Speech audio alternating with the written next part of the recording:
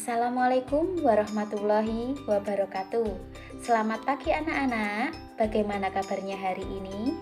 Semoga kita semua selalu dalam keadaan sehat walafiat, selalu dalam lindungan Tuhan Yang Maha Esa. Anak-anak, pada pagi hari ini kita akan belajar bersama di tema 4, yaitu globalisasi. Pada pertemuan kali ini di subtema 1, globalisasi di sekitar lingkunganku, pembelajaran ke-1, kita akan belajar bersama yaitu mengenai kerjasama antar negara, kemudian belajar mengenai teks eksplanasi, dan proses menghasilkan energi listrik. Coba kalian perhatikan anak-anak. Kita berada di era globalisasi. Dapatkah kamu menyebutkan dan menjelaskan fakta tentang globalisasi yang ada di sekitarmu? Sebelum kita jauh melangkah, alangkah baiknya kita mengetahui apa sih globalisasi itu. Globalisasi adalah proses masuknya ke ruang lingkup dunia. Bisa dikatakan globalisasi adalah proses yang mendunia.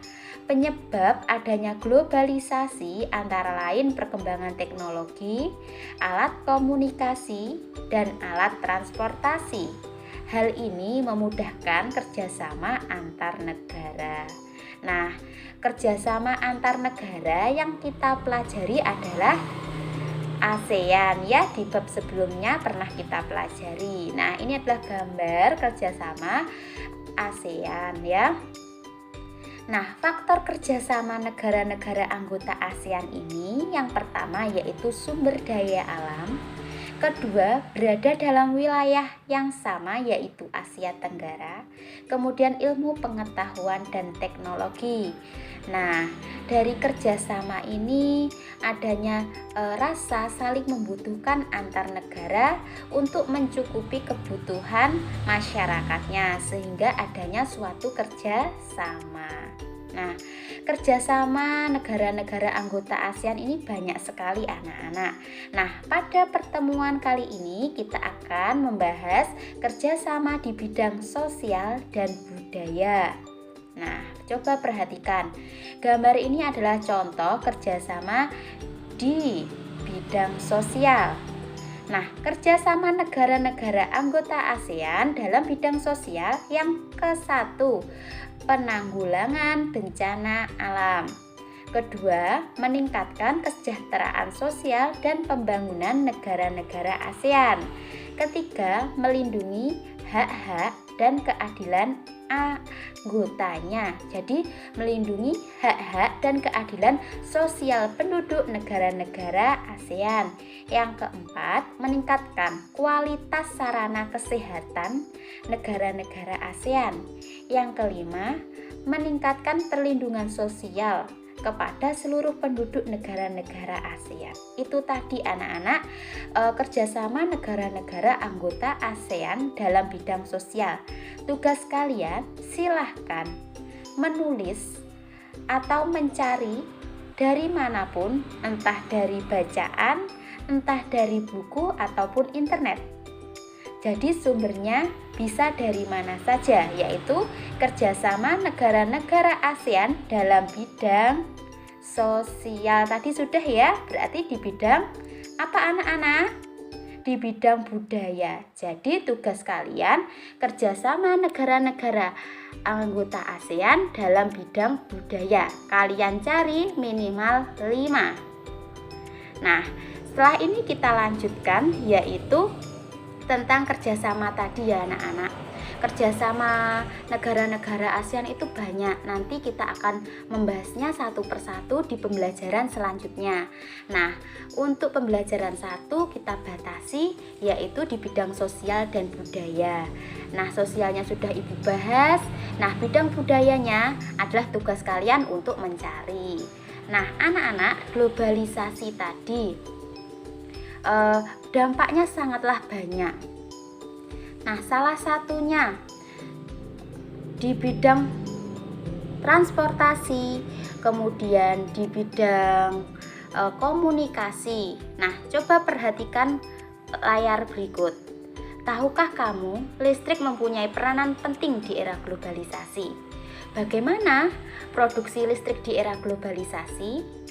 Ayo kita diskusikan. Nah, salah satunya yaitu tentang adanya perkembangan listrik di era globalisasi dan peranannya. Nah, di sini ada contoh teks bacaan mengenai energi listrik, yaitu menghasilkan energi listrik, pembangkit listrik tenaga air. Nah, di teks tersebut ada beberapa pemaparan anak-anak, yaitu mengenai masalah yang diangkat, kemudian mengenai penjabaran atau penjelasan, yang terakhir mengenai kesimpulan. Nah, teks seperti contoh ini adalah salah satu bentuk teks eksplanasi. Nah, kemarin kita sudah belajar bersama mengenai teks eksplanasi. Nah, Ibu ingatkan kembali, teks eksplanasi adalah teks yang berisi penjelasan.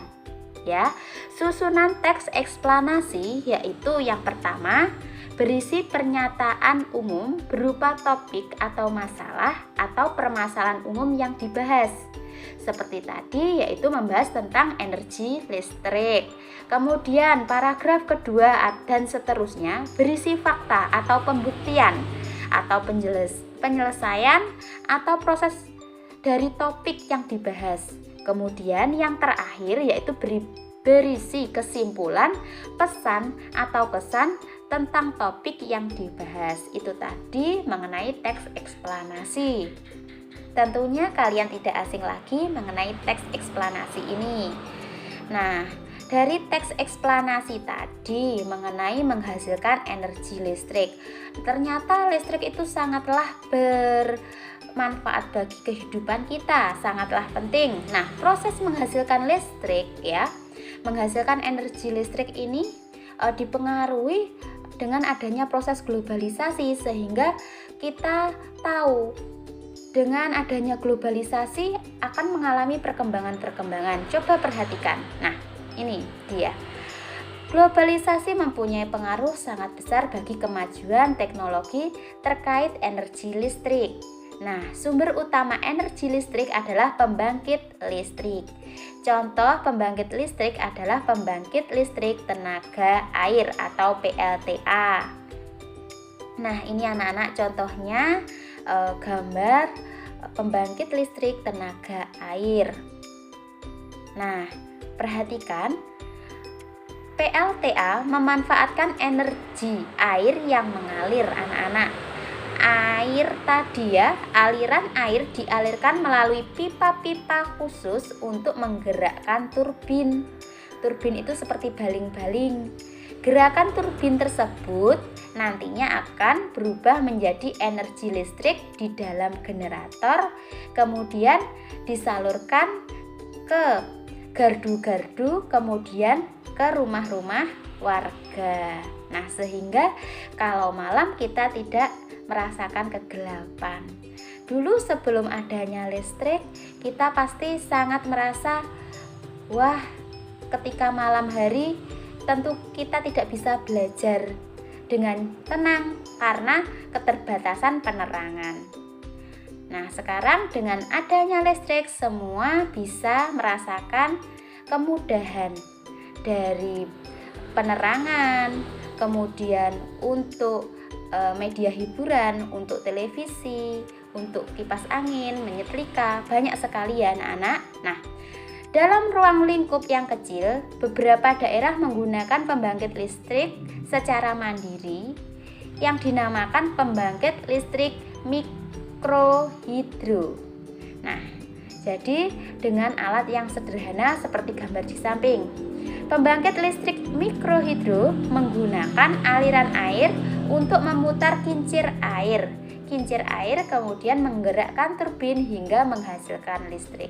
Itu tadi anak-anak penjelasan mengenai teks eksplanasi, proses energi listrik ya.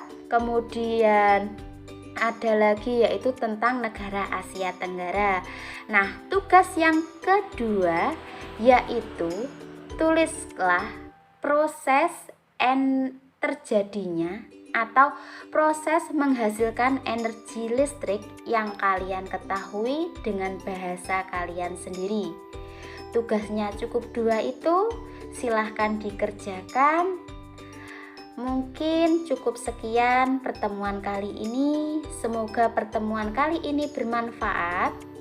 Ada kurang lebihnya Ibu mohon maaf yang sebesar-besarnya. Wassalamualaikum warahmatullahi wabarakatuh.